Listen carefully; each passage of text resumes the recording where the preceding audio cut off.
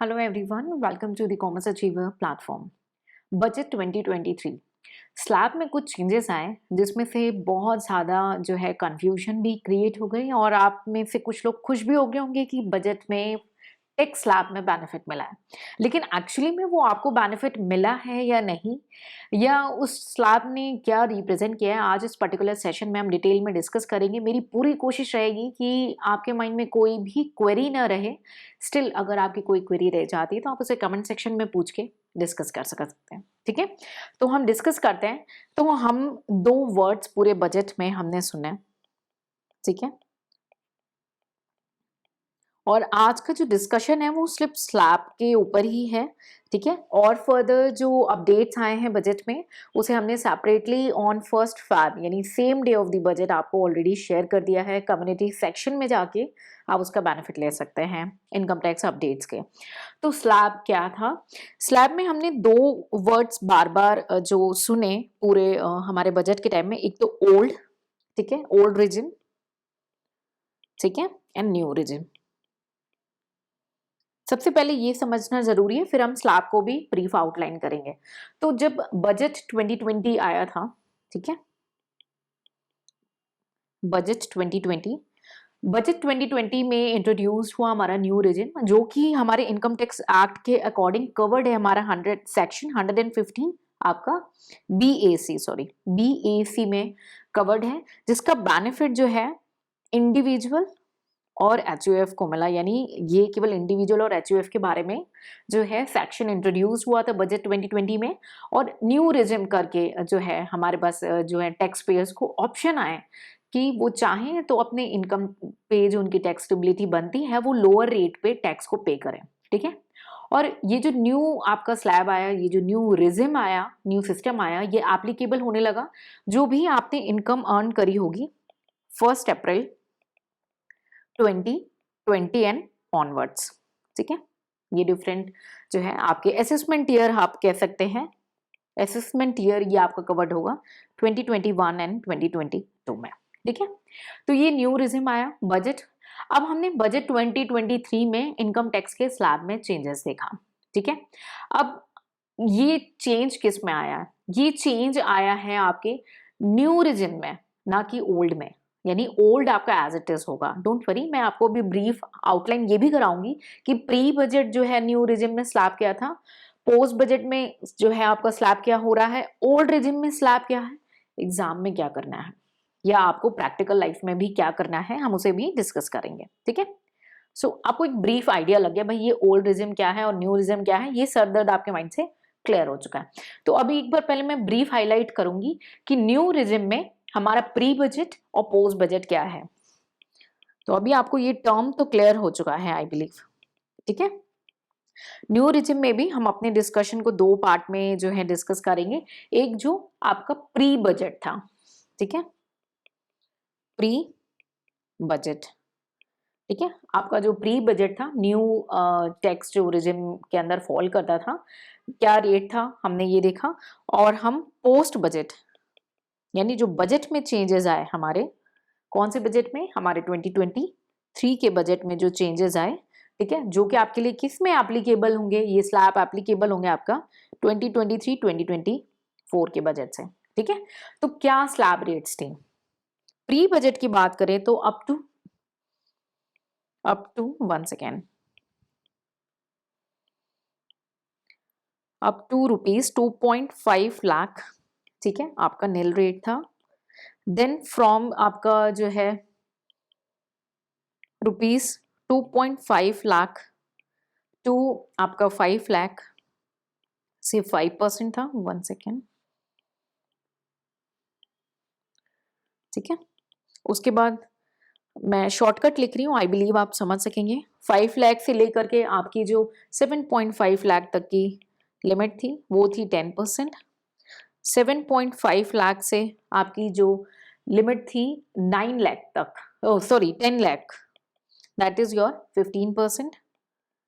1 second, okay, उसके बाद हमारी 10 lakh, these all are in rupees. हाँ, देन हमारी 10 लाख से 12.5 लाख, 12.5 5 लाख तक की लिमिट थी जिसमें टैक्स रेट था आपका 20%, and then from 12.5 lakh to your 15 lakh आपकी रेट था 25%, ठीक है, एंड देन अबव आपका 15 लाख हो जाता है 30%। ये न्यू रिजिम के अंदर दो बातें कर रहे हैं, आई बिलीव आपको क्लियर हो रहा। अब पोस्ट बजट क्या स्टोरी बदली, पहली तो स्टोरी ये बदल गई कि ये जो 2.5 लाख है ये बढ़ के हो गया आपका 3 लाख, ठीक है। और दूसरी स्टोरी क्या बदली कि ये जो 25% वाला जो ब्रैकेट था ना, इसको एलिमिनेट कर दिया ऑल टुगेदर। तो अब क्या हमारा स्लैब हो गया हमारे पोस्ट बजट के बाद कि इनकम आपकी अप टू ₹3 लाख जो है वो निल होने वाली है, यानी कोई टैक्स नहीं देना पड़ेगा आपको। फिर 3 लाख से लेकर के 6 लाख तक ऑब्वियसली पूरा स्लैब भी चेंज हुआ एक तरीके से, 5% होगा रेट ऑफ टैक्स, ठीक है। Then from 6 lakh to 9 lakh आपका है 10%, and then from 9 to 12, 9 lakh to 12 lakh ये है आपका 15%, and then 12 lakh to 15 lakh ये होगा आपका 20%, and above 15 lakh straight away हो जाएगा आपका 30%। तो बजट में क्या चेंज आया, आई बिलीव आपको क्लियर हो रहा होगा। अब हम ओल्ड रिजिम में जाते हैं, आपको रिजिम भी क्लियर है आई बिलीव। तो ओल्ड रिजिम में जाते हैं। ओल्ड रिजिम में हमारा टैक्स स्लैब क्या था, अप टू 2.5 लाख आपका निल था, फिर 2.5 लाख से लेकर के आपका 5 लाख तक जो स्लैब रेट था वो था 5%। उसके बाद 5 लाख टू 10 लाख ये था आपका डायरेक्ट 20% का स्लैब, एंड अबव 10 लाख पे आपका 30% का स्लैब था, ठीक है। सो आई बिलीव आपको क्लियर हो रहा हो। और आपके बजट में जो चेंज आया है वो न्यू टैक्स रिजिम में आया है, ओल्ड में नहीं।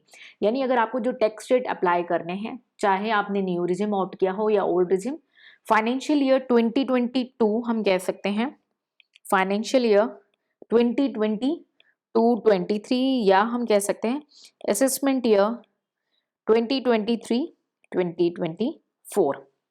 तो आपने ओल्ड रिजिम तो आपका यही चलने वाला है ओल्ड रिजिम में, और आपका पोस्ट बजट वाला रेट चलेगा, ठीक है, जो आपका स्लैब जो है 2.525 एंड देन आपका 5, 10 एंड सो ऑन, ठीक है।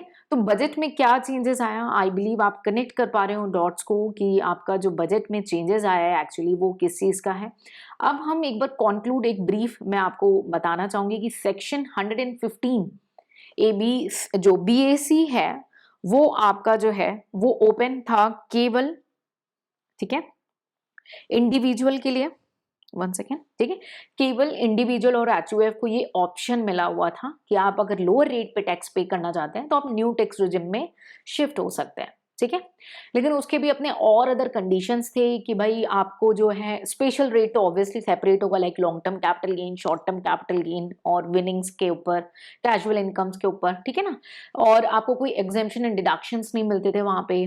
फिर उसके बाद जो है आपको 80 चैप्टर 6A का भी बेनिफिट नहीं मिलता था, उसके अपने क्राइटेरियाज थे, ठीक है, न्यू रिजिम के।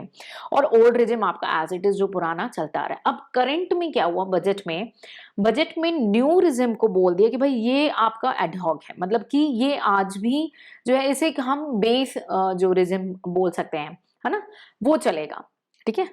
1 सेकेंड प्लीज, तो मैं एक बार ये हाईलाइट कर दूं कि आप जो है ये अब अप्लाई करेंगे पोस्ट बजट, ठीक है। हाँ, तो अब बोला क्या गया आपके बजट में कि भाई जो आपका न्यू रिजिम है ये बेस है, ठीक है। तो जो भी new income tax budget regime होने वाला है वो आपका डिफॉल्ट रिजिम बोल दिया टैक्स रिजिम है। बट फिर उन्होंने एक चीज ऐड कर दी कि सिटीजन के पास अभी भी ऑप्शन है कि वो बेनिफिट अगर लेना चाहते हैं तो वो ओल्ड रिजिम का बेनिफिट ले सकते हैं, यानी अभी भी डोर दोनों के लिए ओपन है। और न्यू रिजिम या ओल्ड रिजिम की स्टोरी किसके केस में आ रही है, केवल इंडिविजुअल और HUF के केस में आ रही है, ठीक है।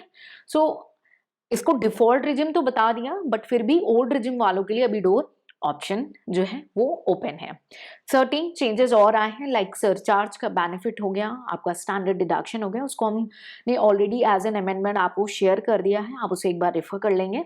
फुल फ्लेज्ड जो न्यूमेरिकल्स हैं उसको हम सेपरेटली डिस्कस करने वाले हैं। तो अगर आप अपने जो प्रैक्टिकल लाइफ में है, ठीक है, पहले मैं डिस्कस करना चाहूंगी एग्जामिनेशन व्यू पॉइंट्स में कि अगर जो स्टूडेंट है जनरली ओल्ड रिजिम को ही फॉलो करते आ रहे हैं और उसी को कंटिन्यू कर रहे हैं, तो क्या आपके सिलेबस में या आपके प्रिपरेशन में कोई चेंज आने वाला है, आपके कैलकुलेशंस में कोई चेंज आने वाला है? तो आंसर इज नो। आपके कैलकुलेशंस में कोई भी अभी चेंज नहीं आएगा आपके स्लैब की वजह से।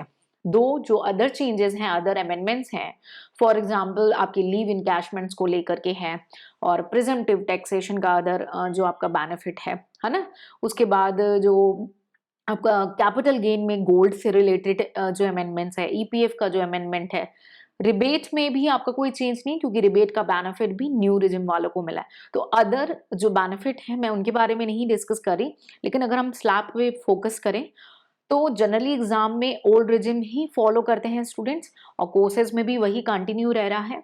तो आपके कैलकुलेशंस में कोई भी स्लैब के अकॉर्डिंग आपके चेंज नहीं आने वाला है। दो आप सबसे सजेशन, आप सबको एक मेरा ओपिनियन ये रहेगा कि आप डेफिनेटली अपने एग्जाम में ये मेंशन करें, though the new regime is now called as an default regime but however an option is still open for to opt for the your old regime and you are continuing to follow the old regime. So it's a good impression on the examiner कि आपने budget को अच्छे से understand किया है and you are just putting a note. अब practical life की बात करें तो depends on fact and circumstances of an individual. दोनों सिनारियों में टैक्स कंप्यूट होना चाहिए, यानी कंप्लीट कैलकुलेशन इंक्लूडिंग आप सैलरीड हैं या बिजनेस हैं, कंप्लीट कैलकुलेशन होना चाहिए, आपका कैपिटल गेन है कि नहीं है, उस हिसाब से ये देखना चाहिए कि किस में आपकी टैक्स की ऑब्वियसली लोअर साइड में फॉल हो रही है टैक्स लाइबिलिटी, और आपको वही ऑप्शन ऑप्ट करना चाहिए। सो आई बिलीव न्यू रिजिम और ओल्ड रिजिम, एक तो ये डाउट क्लियर हो गया होगा, प्लस आपको ये भी क्लियर हो गया होगा कि क्या आपको अप्लाई करना है आपके एग्जाम्स के परस्पेक्टिव में और आपकी प्रैक्टिकल लाइफ में। स्टिल अगर स्लैब को लेके बजट में कोई आपको डाउट है, feel free to write in a comment section, discuss and get it clear. कोई भी क्वेरी अपने साथ इस सेशन को देखने के बाद घर मत लेके जाना, इसे पूछ के यहीं पे क्लियर कर लेना। मिलेंगे नेक्स्ट सेशन में, कुछ नया सीखेंगे। Till then take care, bye bye and जय हिंद।